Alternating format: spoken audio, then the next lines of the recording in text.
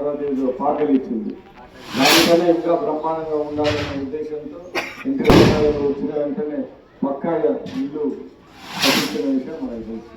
ఆ రోజు ప్రత్యేకంగా పక్కా ఇల్లు కట్టాలి అనే ఉద్దేశంతో లీగల్ సెక్షన్ హౌసింగ్ ప్రోగ్రామ్ గుర్తించి ఆ రోజు కూడా నాకు కూడా సంతోషకరమైన విషయం అంటే నాన్నగారు ఐఏఎస్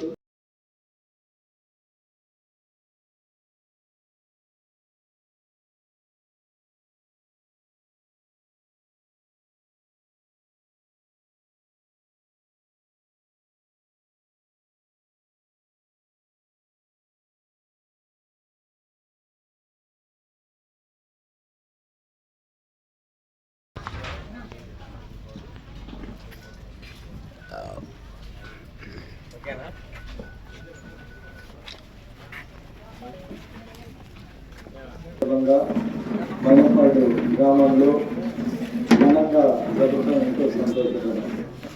మనందరం ఈరోజు స్వర్గీయ ఎన్టీ రామారావు గురించి 2-3 విషయాలు గుర్తు తెచ్చుకోవాలి.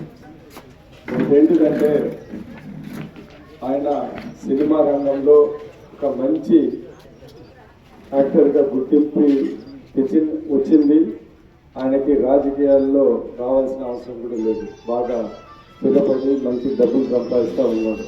కానీ ఆంధ్రప్రదేశ్ ప్రజలు అతన్ని సినిమా రంగంలో ఎంతో ఆదరించారని, సమాజం కూడా ఆయన ఏదో ఒకటి చేయాలనే ఉద్దేశంతో ఆ రోజు రాజకీయానికి 9 నెలల్లో ఒక రికార్డు స్థాయిలో సీఎం అయిన విషయం మనందరూ గుర్తు చేసుకోవాలి.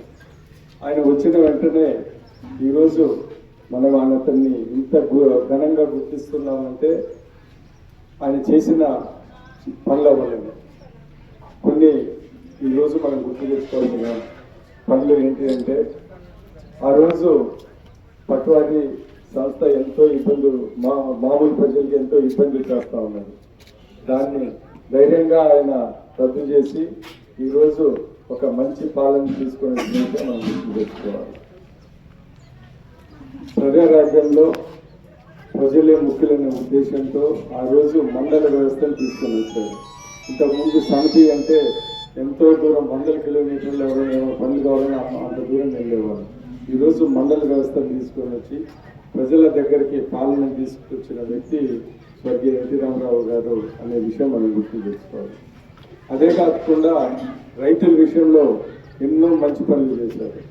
ఆ రోజు 50 రూపాయలకి హార్స్ పవర్ కరెంటు, ఎందుకంటే ఆ రోజు రైతులు చాలా ఇబ్బంది పడతా ఉన్నారు.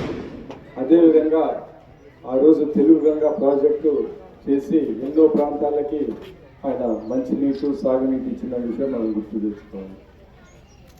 అదే కాకుండా విద్య అనేది బడుగు బలహీన వర్గాలకి చాలా ముఖ్యమని గుర్తించి ఆ రోజు రెసిడెన్షియల్ స్కూల్స్, గురుకులం పాఠశాలలు అలాంటివి స్థాపించి ఎంతో మంది ఆ స్కూళ్ళలో చదువుకున్న వాళ్ళు ఐఏఎస్, ఐపీఎస్, ఇంజనీర్లు, మంచి మంచి ఉద్యోగాలు వచ్చిన వాళ్ళు ఈరోజు ఉన్న విషయం మనం గుర్తించాలి. అయ్యే కాకుండా పేద ప్రజలకి తిండి, ఒక ఇల్లు అనేది చాలా ముఖ్యం వాళ్ళు అనేది ఆయన గుర్తుపెట్టుకొని ఆ రోజు 2 రూపాయల కిలో బియ్యాన్ని తీసుకొని వచ్చాడు ఆ పథకాన్ని.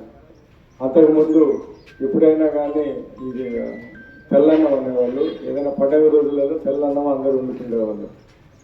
ప్రతి మామూలు వ్యక్తి కూడా తెల్లన్నం అందే విధంగా 2 రూపాయల కిలో బియ్యం తెచ్చిన వ్యక్తి ఎన్టీ రామారావు గారని ఈరోజు మనం గుర్తు